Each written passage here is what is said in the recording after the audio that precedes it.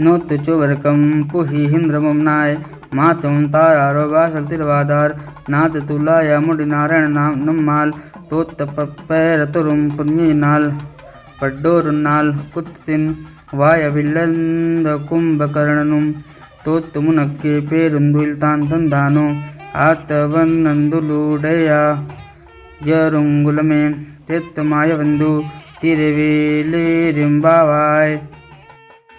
अनुष्ठाय स्वर्गं प्रविशन्मातरः उत्तरमपि न दद्युः किङ्कपाटमनु घाटयन्त्यः सुगन्धि तुलसीककिरीट नारायणे नास्माभिस्तुत्येन परिकरं ददानेन धार्मिकेण पूर्वमेकस्मिन् दिने मृत्युर्मुखे पाठितः कुम्भकर्णोऽपि पराजयं प्राप्य तभिमेव महानिद्रामरात् किम् अतिव्यामोहवति दुर्लभाभरणभूते वैषध्येनागत्य घाटय भोजानता छन्दः करी अनुष्ठानमा स्वर्गमिलावनवारे क्या द्वार न खोल न उत्तर भी उच्चारे नारायण सुगंधे तुलसी किरीट धारे हम ते स्ति सुनकर परिकर देने वारे।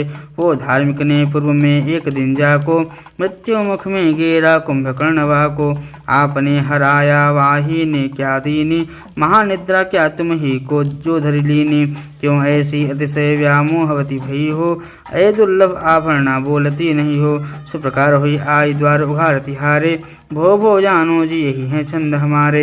अनुष्ठान कर हे माँ तुमने नित्य धाम को प्राप्त किया खड़े द्वार पर टेर रही हैं हाँ कैसा ये कड़ा किया क्या हाँ द्वार न खुले किंतु क्या उत्तर भी न दिया जाता मन मुटाव तेरा यह माई हमें न इच्छण है भाता नारायण स सुगंध तुलसी का वर किरीट सिर है धारे हम सब की स्तुति सुनकर प्रियवर हैं परिकर देने वारे।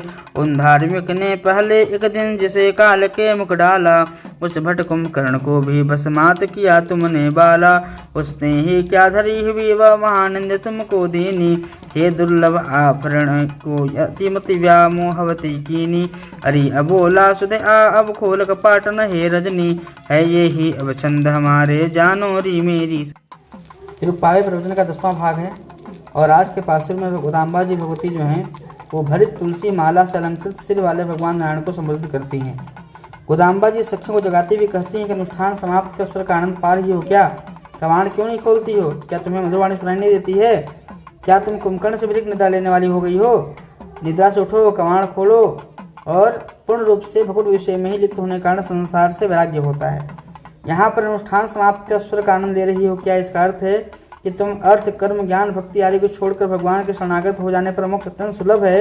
यहाँ पर स्वर्ग का अर्थ है कि मोक्ष सामान्य भाषा में स्वर्ग का अर्थ होता है देवताओं का लोक जो कि वेदांतियों को नरकशाही है। स्वर्ग यानी सु इसका संधि विच्छेद करेंगे तो सुवर्ग सु यानी श्रेष्ठ वर्ग यानी महात्माओं गोष्ठी स्वर्ग यही सु माने श्रेष्ठ और वर्ग मतलब महात्माओं गोष्ठी इसी को स्वर्ग कहा जाता है। तो उपयांतर आदि छोड़ के एक आचार्य का आश्रय करने से अंतिम उपाय निष्ठ साधुओं गोष्ठी प्रविष्ट होना। स्वर्ग लोग कहते हैं स्वर्ग जाना है स्वर्ग किसे कहते हैं तो सु यानी श्रेष्ठ और वर माने महात्माओं गोष्ठी जहाँ महात्मा बैठे वही स्वर्ग है। वही कहती हैं कि स्वर्ग माने वो स्वर्ग नहीं है स्वर्ग यानी महात्माओं की सन्निधि करना। इसलिए राम जी ने कहा है प्रथम भगति संतन कर संगा। कवाड़ नहीं खोल रही हो मधुरवाणी नहीं सुना रही हो इसका अर्थ है कि आचार्य से निवेदन करते हैं कि आप कृपा करके हमें मार्गदर्शन दीजिए हमारी परीक्षा मत कीजिए। श्री रामानंद स्वामी जी से पहले के आचार्य लोग शिष्य की योग्यता देखकर उपदेश देते थे। श्री रामानंद स्वामी जी ने इस प्रथा को बंद करके सभी संसारी जीवात्माओं पर कृपा करके उपदेश देने लगे। आचार्य की स्तुति करना शिष्यों का कर्तव्य है। शिष्य से की जाने वाली स्तुति से प्रसन्न होकर भागवत आचार्य कैंकर्य देने वाले पुण्य स्वरूप हैं। आचार्य सदुपदेश द्वारा शिष्य के समस्त पापों को दूर कर अपेक्षित पुरस्कार देते हैं। कुंभकर्ण से भी अत्यधिक निद्रा करने वाली हो तुम निद्रा से उठकर आओ और कपाट खोलो। इसका अर्थ है कुंभकर्ण रज और तम गुण के कारण अत्यंत निद्रा करता है लेकिन तुम अपने उज्जीवन का भार भगवान पर छोड़कर निद्रा ले रही हो। ऐसे भगवान पर पूर्ण रूप से निर्भर रहने वाली तुम श्री वैष्णवों की गोष्ठी में श्रेष्ठ हो। आओ अब हमें भी आचार्य सेवा में संलग्न करते हुए भगवान के सन्मुख करो।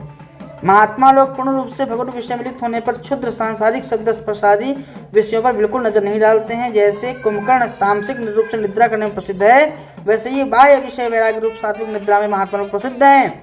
मामूली पुरुषों को भ्रम में डालने वाले लोक विलक्षण आचार छोड़कर लोक संग्रहार्थ अनुकरणीय आचार से युक्त महात्मा रूपी गोपी की गोदाम्बा जी अपनी गोष्ठी में प्रवेश करने की प्रार्थना करती हैं। ये आज का प्रवचन पूर्ण हुआ। आज का भजन बड़ा प्यारा है।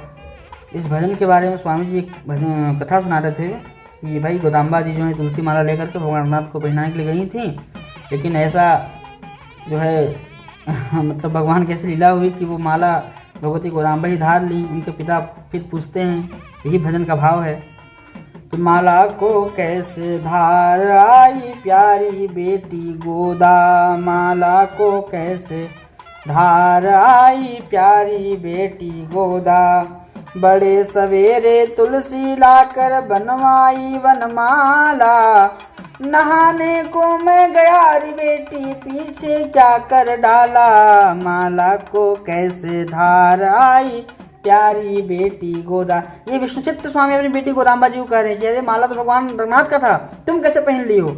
और उनको क्या पता कि माला स्वयं भगवान पहना दी है, रघुनाथ भगवान पहना दे गोदाम्बा देवी को। वही विष्णुचित्त स्वामी अपने बेटी गोदाम्बा जी को कहते हैं कि नित्य सेवा का नियम लिया था, अब क्या होगा हवाला, वडसाई प्रभु जी की माला प्रसादी कर डाला, माला को कैसे धार आई प्यारी बेटी गोदा, कैसे मंदिर जाऊं री बेटी बिना लिए वनमाला, भोली भाली मेरी गोदा, भोली भाली मेरी गोदा, तूने क्या कर डाला, माला को कैसे धार आई प्यारी बेटी गोदा। भट्टनाथ की वाणी सुनकर रोए पड़ी वह बाला, अपने पिताजी की वाणी सुनकर रोने लगती हैं गोदाम्बा जी कि भट्टनाथ की वाणी सुनकर रोए पड़ी वह बाला, धारेंगे प्रभु जी ये माला संतन के प्रतिपाला, माला गोदा की प्रीति पर रीजिए प्रभु जी धारे माला, श्री वैष्णव को दास गोदा प्रेम के आंसू डाला, माला